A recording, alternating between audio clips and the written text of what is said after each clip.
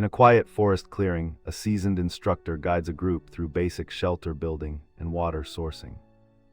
They observe wind, sun, and terrain to plan a safe night's camp, using natural markers instead of charts. A student learns to purify water with simple techniques while discussing why each step matters for resilience. The lesson shifts to decision-making under pressure as a whistle echoes and teamwork rises to meet the challenge.